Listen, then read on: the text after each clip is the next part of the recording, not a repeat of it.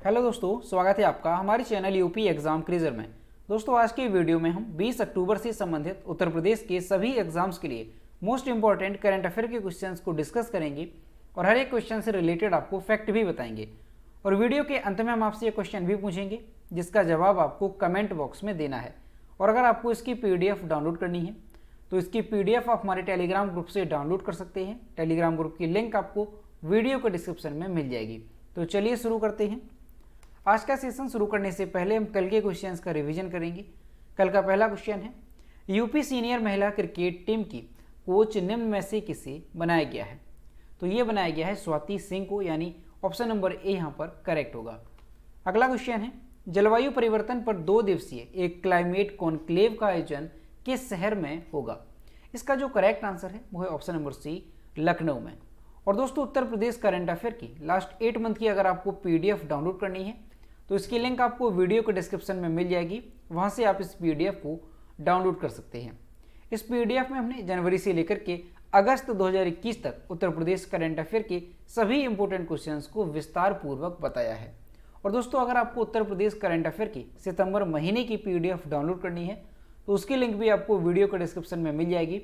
वहाँ से आप ये दोनों PDF डाउनलोड कर सकते हैं। और PDF डाउनलोड करने में अगर कोई भी प्रॉब्लम होती है तो साइड पर आपको WhatsApp नंबर और ईमेल मिल जाएगा जिस पर आप कांटेक्ट कर सकते हैं।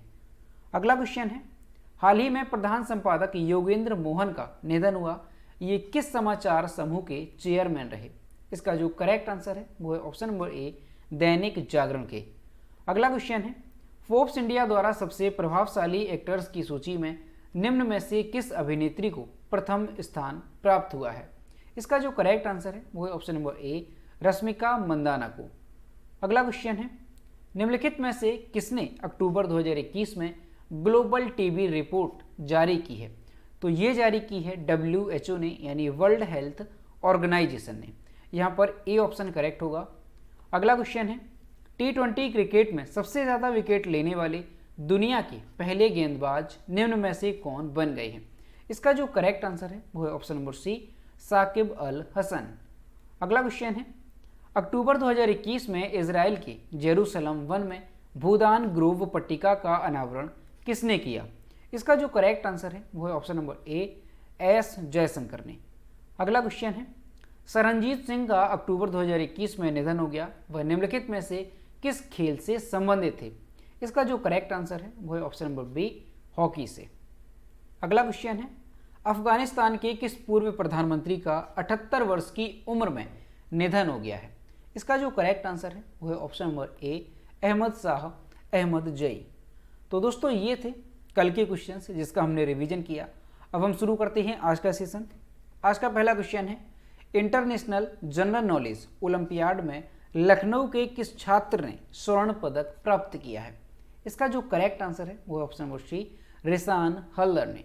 और यहाँ पर आप इमेज में देख सकते हैं, ये हैं लखनऊ के छात्र रिसान हल्दर, जिन्होंने इंटरनेशनल जनरल नॉलेज ओलंपियाड में स्वर्ण पदक जीता है।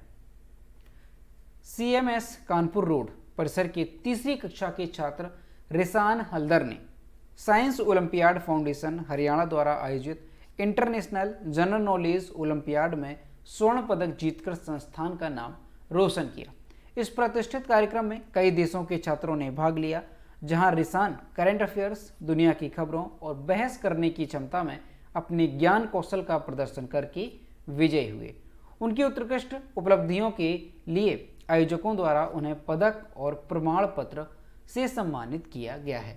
तो दोस्तों, आपको ध्यान रखना है कि जो ये प्रतियोगिता थी इंटरनेशनल जनरल नॉलेज ओलंपियाड, उसमें जो लखनऊ के छात्र हैं रिसान हल्दर, उन्होंने स्वर्ण पदक जीता है। अब दोस्तों, इन्होंने जो स्वर्ण पदक जीता है ये किस क्षेत्र में जीता है, यानी किस प्रतियोगिता में जीता है? तो आपको ध्यान रखना है, करंट अफेयर्स, दुनिया की खबरें और बहस करने की क्षमता में इन्होंने जो है ये स्वर्ण पदक जीता है। अगला क्वेश्चन है, हाल ही में वाराणसी के किस उत्पाद को एक जिला एक उत्पाद में शामिल किया गया है? इसका जो करेक्ट आंसर है वो है ऑप्शन नंबर बी, लाल मिर्च को। ODOP यानी वन डिस्ट्रिक्ट वन प्रोडक्ट में अब मिर्च को भी शामिल कर लिया गया है। वाराणसी के सुप्रसिद्ध लाल मिर्च से चिली पाउडर, चिली फ्लेक्स और चिली सॉस तैयार कर उसे देश विदेश के बाजारों में उतारा जाएगा। बनारसी लाल मिर्च का अचार और भरवा के रूप में काफ़ी इस्तेमाल होता है। मिर्च से चिली पाउडर, चिली फ्लेक्स और चिली सॉस तैयार करने के लिए करीब 250 फूड प्रोसेसिंग यूनिट का कायाकल्प और 50 नए यूनिट खोले जाएंगे। उद्यमियों को सरकार इस काम के लिए सब्सिडी भी देगी। इस कारोबार को शुरू करने वाले उद्यमी वाराणसी के कचहरी स्थित जिला उद्यान कार्यालय में संपर्क कर सकते हैं। तो दोस्तों ये क्वेश्चन मोस्ट इंपॉर्टेंट है, आपको अच्छे से ध्यान रखना है कि वाराणसी का जो एक जिला एक उत्पाद जो अभी तक था वो क्या था, तो बनारसी रेशम साड़ियाँ, ठीक है। उसके अलावा जो है वन डिस्ट्रिक्ट वन प्रोडक्ट के तहत एक और उत्पाद को चुना गया है। तो आपको ध्यान रखना है किसे चुना गया है, तो लाल मिर्च को जो है ओडीओपी के तहत यहाँ पर शामिल किया गया है। अगला क्वेश्चन है, प्रधानमंत्री नरेंद्र मोदी आत्मनिर्भर स्वास्थ्य भारत योजना की शुरुआत कहाँ से करेंगे? इसका जो करेक्ट आंसर है वो है ऑप्शन नंबर सी, वाराणसी से। हाल ही में प्रधानमंत्री नरेंद्र मोदी ने स्वास्थ्य मुद्दों को पूरी समग्रता में देखने, स्वस्थ भारत के लिए 4 स्तरीय रणनीति अपनाने की आवश्यकता पर जोर दिया था। इसमें प्रधानमंत्री आत्मनिर्भर स्वस्थ भारत योजना को लागू करना भी शामिल है। स्वस्थ भारत के लिए 4 स्तरीय रणनीति में स्वच्छ भारत अभियान, योग, गर्भवती महिलाओं व बच्चों की समय पर देखभाल और उपचार जैसे उपायों समेत बीमारी की रोकथाम व स्वास्थ्य कल्याण को बढ़ावा दिया जाना है। इस योजना में समाज के वंचित वर्ग के लोगों को सस्ता और प्रभावी इलाज मुहैया कराया जाएगा। स्वास्थ्य अवसंरचना और स्वास्थ्य सेवा पेशेवरों की क्षमता व गुणवत्ता भी बढ़ाई जाएगी। तो दोस्तों आपको ध्यान रखना है कि प्रधानमंत्री आत्मनिर्भर स्वस्थ भारत योजना, इसे जो है हमारे देश के प्रधानमंत्री श्री नरेंद्र मोदी वाराणसी से शुरू करेंगे। तो इसको आपको ध्यान रखना है। और इसके अलावा स्वस्थ भारत के लिए जो 4 स्तरीय रणनीति है उसमें स्वच्छ भारत अभियान, योग, गर्भवती महिलाओं व बच्चों की समय पर देखभाल और उपचार जैसे उपायों समेत बीमारी की रोकथाम व स्वास्थ्य कल्याण को बढ़ावा दिया जाना, इसमें जो है लागू किया जाएगा। तो दोस्तों आपको अच्छे से ध्यान रखना है कि ये जो योजना है इसका शुभारंभ कहाँ से किया जाएगा, तो वाराणसी से। अगला क्वेश्चन है, किस देश ने 8वीं बार SAFF चैंपियनशिप 2021 जीती है? इसका जो करेक्ट आंसर है वो है ऑप्शन नंबर ए, भारत ने। भारत ने 8वीं बार साउथ एशियन फुटबॉल फेडरेशन यानी SAFF चैंपियनशिप 2021 जीती। भारत ने SAFF यानी south Asian football federation championship Nepal को हरा करके जीती है। मालदीव के माले में नेशनल फुटबॉल स्टेडियम में 16 अक्टूबर 2021 को SAFF चैंपियन फाइनल का मैच खेला गया था।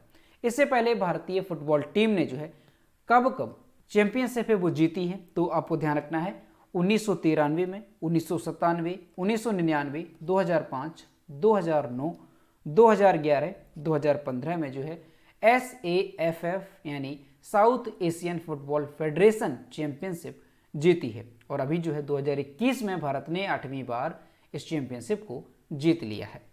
अगला क्वेश्चन है, भारत की 21वीं महिला ग्रैंड मास्टर कौन बनी?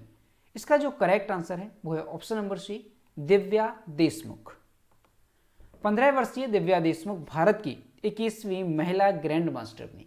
दिव्या देशमुख ने हंगरी के वुडापेस्ट में ग्रैंड मास्टर यानी GM में अपना दूसरा अंतर्राष्ट्रीय मास्टर यानी IM हासिल किया है। उन्होंने 9 राउंड में 5 अंक बनाए। अंतिम WGM यानी वुमेन ग्रैंड मास्टर मानदंड को सुरक्षित करने के लिए 2452 के प्रदर्शन रेटिंग के साथ समाप्त हुए। 3 जीत के अलावा उसने टूर्नामेंट में 2 गेम हारते हुए 4 ड्रॉ खेले हैं। तो दोस्तों आपको ध्यान रखना है कि भारत की 21वीं महिला ग्रैंड मास्टर कौन बन गई हैं, तो आपको अच्छे से ध्यान रखना है दिव्या देशमुख ये भारत की 21वीं महिला ग्रैंड मास्टर बन गई हैं। अगला क्वेश्चन है, हार्मनी इंडिया अवार्ड 2021 से किसे सम्मानित किया गया? इसका जो करेक्ट आंसर है वो है ऑप्शन नंबर ए, वीर मुंशी को। हार्मनी इंडिया अवार्ड 2021 से वीर मुंशी को सम्मानित किया गया। इस साल हार्मनी इंडिया अवार्ड्स का यह 7वां संस्करण था। हार्मनी इंडिया अवार्ड 2021 में कश्मीरी गायक कैलाश मेहरा और साहित्य अकादमी पुरस्कार से सम्मानित जरीफ अहमद जरीफ को भी गायकी के क्षेत्र में सम्मान से नवाजा गया। हार्मनी इंडिया अवार्ड रचनात्मक व्यक्तियों, कलाकारों, संगीतकारों, लेखकों, सामाजिक कार्यकर्ताओं, रंगमंच और दृश्य कलाकारों, पत्रकारों को राष्ट्र के विकास और विकास में उनके उत्कृष्ट योगदान के लिए दिया जाता है।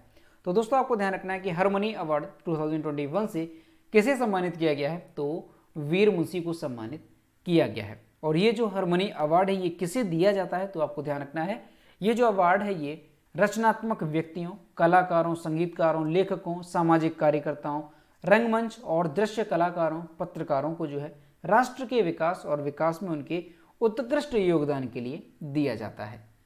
अगला क्वेश्चन है, किसने ग्लोबल पीस फोटो अवार्ड 2021 जीता है? इसका जो करेक्ट आंसर है वो है option number A, Aadhya Arvind Shankar ने।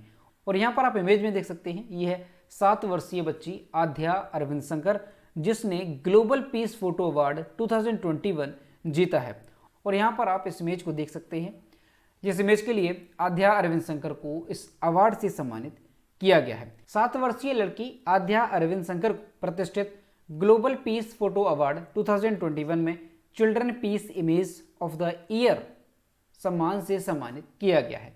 वियना में ऑस्ट्रेलियाई संसद में आयोजित समारोह में आध्या को द लैप ऑफ पीस नामक तस्वीर के लिए यह पुरस्कार दिया गया है, जिसमें उन्होंने अपनी मां को उनकी नानी की गोद में दिखाया है। आध्या बच्चों की श्रेणी में पुरस्कार पाने वाली पहली भारतीय हैं। उन्हें एक पदक और 1000 यूरो का चेक प्रदान किया गया है। तो दोस्तों ये क्वेश्चन मोस्ट इंपॉर्टेंट है, आपको अच्छे से ध्यान रखना है कि 7 वर्षीय जो बच्ची है आध्या अरविंद शंकर, इन्हें जो है प्रतिष्ठित ग्लोबल पीस फोटो अवार्ड 2021 में children peace image of the year सम्मान से सम्मानित किया गया है। और इस सम्मान को पाने वाली आध्या अरविंद शंकर पहली भारतीय हैं। तो इस वजह से ये क्वेश्चन मोस्ट इंपॉर्टेंट है, आपको अच्छे से ध्यान रखना है। अगला क्वेश्चन है, नॉर्वे देश के नए प्रधानमंत्री कौन बने? इसका जो करेक्ट आंसर है वो है option number C, Jonas Gahr Store. Norway देश की लेबर पार्टी के नेता जोनास गेहर स्टोर ने नॉर्वे देश के नए प्रधानमंत्री की शपथ ली। वह 14 अक्टूबर 2021 से नॉर्वे देश के नए प्रधानमंत्री पद पर कार्यरत होंगे, जो कि नॉर्वे के पूर्व प्रधानमंत्री एर्ना सोलबर्ग की जगह लेंगे। तो दोस्तों आपको अच्छे से ध्यान रखना है कि नॉर्वे देश के जो नए प्रधानमंत्री बन गए हैं वो कौन बन गए हैं, तो जोनास गेहर स्टोर ये नॉर्वे के नए प्रधानमंत्री बन गए हैं। और इनका जो कार्यकाल है वो कब से शुरू हुआ है, तो ध्यान रखना है 14 अक्टूबर 2021 से इनका कार्यकाल शुरू हुआ है।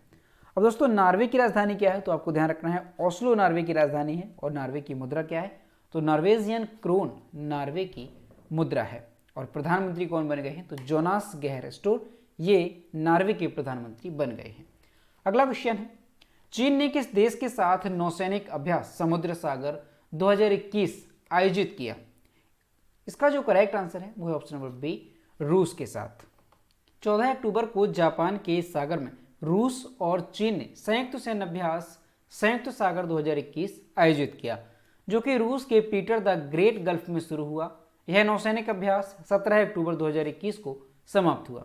इस संयुक्त अभ्यास में 052D विध्वंसक कुनमिंग जहाज को भी शामिल किया गया है। तो दोस्तों आपको ध्यान रखना है कि संयुक्त सागर 2021 जो सैन्य अभ्यास है ये किन देशों के बीच में किया गया है, तो चीन और रूस के बीच में ये किया गया है। अब दोस्तों अगर रूस की बात की जाए तो रूस की कैपिटल क्या है, तो आपको ध्यान रखना है मॉस्को रूस की कैपिटल है। रूस के प्रेसिडेंट कौन है, तो व्लादिमीर पुतिन रूस के प्रेसिडेंट हैं। और रूस की करेंसी क्या है, तो रशियन रूबल रूस की करेंसी है। और अगर चीन की बात की जाए तो चीन की कैपिटल क्या है, तो बीजिंग चीन की कैपिटल है। चीन की प्रेसिडेंट कौन है, तो शी जिनपिंग चीन के प्रेसिडेंट हैं। और चीन की करेंसी क्या है, तो रेनमिनबी या युआन चीन की करेंसी है। अगला क्वेश्चन है, अवी बरोट का निधन हुआ, वह एक प्रसिद्ध क्या थे? इसका जो करेक्ट आंसर है वो है ऑप्शन नंबर डी, क्रिकेटर। और यहाँ पर आप इमेज में देख सकते हैं ये थे क्रिकेटर अवी बरोट, जिनका हाल ही में निधन हो गया है। भारतीय टीम के युवा क्रिकेटर अवी बरोट का 29 वर्ष की आयु में दिल का दौरा पड़ने से निधन हुआ। बरोट ने 38 प्रथम श्रेणी मैच के लिए लिस्ट ए खेलों की इतनी ही संख्या और सौराष्ट्र के लिए क्रमशः 20 T20, 21, 17 और 11 मैच खेले। उन्होंने प्रथम श्रेणी क्रिकेट में 48.49 की औसत से 1547 रन, लिस्ट ए क्रिकेट में 28.61 की औसत से 1030 रन और T20 में 37.73 की औसत से 717 रन बनाए हैं। तो दोस्तों आपको ध्यान रखना है कि भारतीय टीम के युवा क्रिकेटर अभी बरूड का भी हाल ही में निधन हो गया है। और ये कितने वर्ष के थे, तो आपको ध्यान रखना है 29 वर्ष की उम्र में इनका दिल का दौरा पड़ने से निधन हो गया है। तो दोस्तों ये थे 20 अक्टूबर से संबंधित उत्तर प्रदेश के सभी एग्जाम्स के लिए मोस्ट इंपॉर्टेंट करंट अफेयर के क्वेश्चन जो कि हमने डिस्कस किए। अब हम देखते हैं कल के वीडियो का क्वेश्चन जो हमने आपसे पूछा था। तो यह है कल के वीडियो का क्वेश्चन जो हमने आपसे पूछा था। भारत में सार्वजनिक परिवहन में रोपवे सेवा का उपयोग करने वाला पहला शहर कौन सा बना? इसका जो करेक्ट आंसर था ऑप्शन नंबर ए था वाराणसी। और लगभग सभी स्टूडेंट्स ने इसके सही जवाब किए। और मैं आपसे हर रोज कहता हूं कि जो भी क्वेश्चन आपसे पूछा जाए तो सभी लोग उसका आंसर जरूर किया करो। तो यह है आज का क्वेश्चन। T20 के सभी प्रारूपों में 300 मैचों में कप्तानी करने वाले दुनिया के पहले खिलाड़ी निम्न में से कौन बन गए हैं? ऑप्शन नंबर ए है ऋषभ पंत, बी है विराट कोहली, सी है महेंद्र सिंह धोनी और डी है रोहित शर्मा। तो इसका जो भी करेक्ट आंसर है वो आपको कमेंट बॉक्स में बताना है। तो दोस्तों अगर आपको आज का वीडियो पसंद आया हो तो वीडियो को लाइक करें, शेयर करें और अगर चैनल पर नए हैं तो चैनल को सब्सक्राइब करना ना भूलें। साथ ही बेल आइकन को भी प्रेस करें ताकि टाइम टू टाइम नोटिफिकेशन आप तक पहुंचता रहे। तो मिलते हैं नेक्स्ट वीडियो में। Thank you.